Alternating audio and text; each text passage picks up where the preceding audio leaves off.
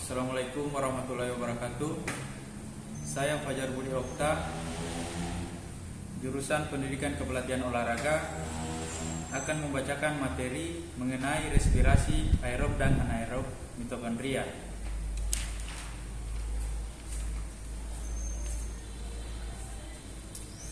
Langsung saja saya bacakan bab 1.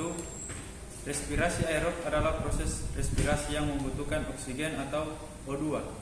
Sedangkan respirasi anaerob adalah respirasi yang tidak memerlukan oksigen. Berikut penjelasan detail perbedaan di antara keduanya. Secara umum, pengertian respirasi adalah suatu proses pembahasan energi yang tersimpan dalam zat sumber energi melalui proses kimia dengan bantuan oksigen.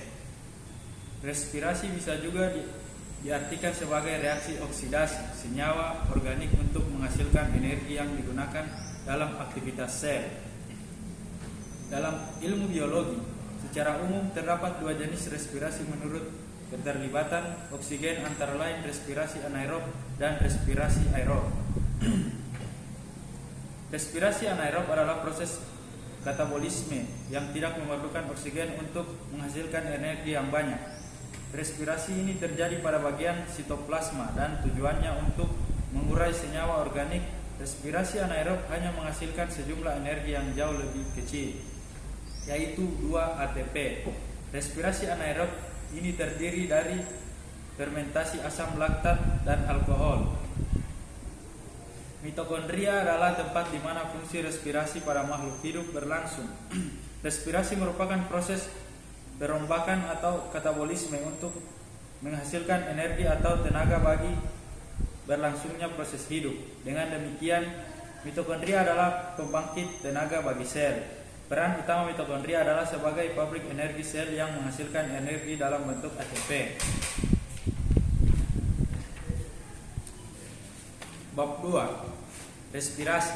Respirasi adalah sebuah proses reduksi, oksidasi dan dekomposisi, bisa menggunakan oksigen maupun tidak, yang akan merubah senyawa organik kompleks menjadi senyawa yang lebih sederhana, dan juga disertai dengan proses pelepasan sejumlah energi ke dalam bentuk ATP. Bentuk dari energi yang dihasilkan dari proses ini berasal dari energi potensial kimia yang berupa ikatan kimia. Respirasi aerob. Jika terdapat oksigen yang cukup, namun jika tidak ada oksigen yang cukup, maka akan terjadi respirasi anaerob. Hal ini disebabkan karena reaksi aerob menghasilkan lebih banyak energi. Oksigen di sini memiliki peran dalam menangkap elektron yang kemudian akan beraksi dengan ion hidrogen dan menghasilkan air H2O. Kejadian ini akan berlangsung dalam tubuh kita di dua tempat, yaitu sitoplasma atau berlangsungnya glikolisis, dan mitokondria berlangsungnya dekarboksilasi, oksidatif, siklus Krebs, dan transport elektron. Sedangkan respirasi anaerob adalah proses katabolisme yang tidak memerlukan oksigen untuk menghasilkan energi. Respirasi anaerob terjadi pada bakteri, ragi, dan organisme prokariotik maupun makhluk hidup uniseluler yang berada pada lingkungan dengan kadar oksigen yang rendah.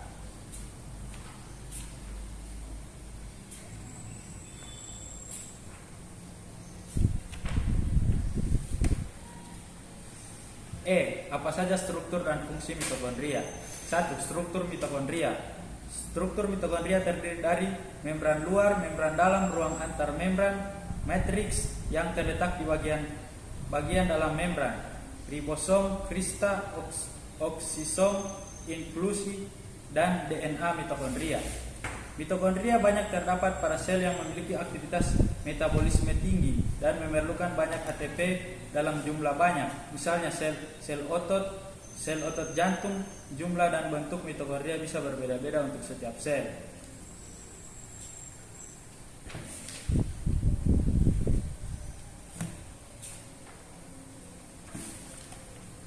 Fungsi mitokondria.